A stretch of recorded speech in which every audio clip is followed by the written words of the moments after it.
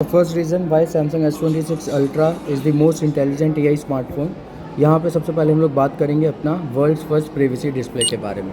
तो जब आप प्राइवेसी डिस्प्ले की बात करेंगे कस्टमर्स के साथ, तो सबसे पहले आपको सिनेरियो क्रिएट करना है कि सर फॉर एग्जांपल आप जब पब्लिक सराउंडिंग में होते हैं, पब्लिक प्लेसेस में होते हैं, तो आप अपने पर्सनल मैसेजेस या पिन पैटर्न या आपको जब भी पासवर्ड डालना होता है तो आप इतना कंफर्टेबली नहीं डाल सकते, बिकॉज आपको रहता है कि कोई भी ईजिली उस चीज़ को देख सकता है। तो प्राइवेसी डिस्प्ले का बेनिफिट ये है कि आप अपने फ़ोन को बिल्कुल प्राइवेट कर सकते हैं। साइड से आपका फ़ोन बिल्कुल भी विजिबल नहीं होगा, तो पब्लिक प्लेसेस में, सराउंडिंग्स में आप अपना फ़ोन वेरी फ्री एक्सेस कर सकते हैं, यूज़ कर सकते हैं। इसके लिए सबसे पहले तो आपको क्विक पैनल ड्रॉप डाउन करना है, प्राइवेसी डिस्प्ले को सिलेक्ट करना है, डिटेल्स पे क्लिक करना है। अब यहाँ पे आपको बड़े सारे ऑप्शंस विजिबल हैं। सबसे पहला ऑप्शन है turn on privacy display.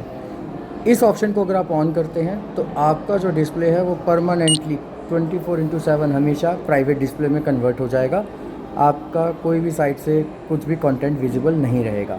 But अगर आप चाहते हैं कि आपका फ़ोन हमेशा प्राइवेट ना रहे, पर्टिकुलर ऐप्स जब आप यूज़ करें सिर्फ तभी प्राइवेट आपका फ़ोन कन्वर्ट हो, तो उसके लिए सेकंड ऑप्शन, फर्स्ट ऑप्शन को आपको ऑफ करना है, सेकंड ऑप्शन पर क्लिक करना है। यहाँ पे आपको मिलेगा ऐप्स।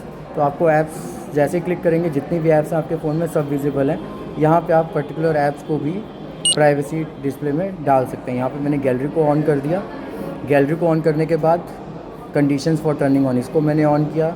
और अब फॉर से मैं नोट्स पे काम कर रहा हूँ, मेरे नोट्स विजिबल हैं। जैसे ही मैं अपनी गैलरी पे स्विच करूँगा, मेरा जो प्राइवेसी प्रोटेक्शन है वो ऑन हो जाएगा, तो साइड से गैलरी बिल्कुल भी विजिबल नहीं होगी। बट जब मैं नोट्स यूज़ कर रहा हूँगा या इसके अलावा कोई भी ऐप यूज़ करूँगा, तो मेरा जो फ़ोन है, जो डिस्प्ले है, वो विजिबल रहेगी। तो सबसे पहले तो आप हर ऐप पे या किसी भी पर्टिकुलर ऐप को प्राइवेसी डिस्प्ले में लगा सकते हैं। उसके बाद ऑप्शन आता है आपका पिन पैटर्न और पासवर्ड का।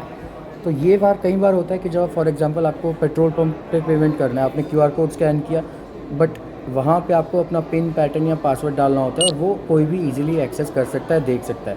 तो ये ऑप्शन अगर आप ऑन करेंगे तो आप जब भी आपको पिन पैटर्न या पासवर्ड अपनी स्क्रीन पे डालना है, तो वहाँ पे आपकी जो डिस्प्ले है वो प्राइवेट डिस्प्ले में कन्वर्ट हो जाएगी। तीसरा ऑप्शन है नोटिफिकेशन पॉपअप का।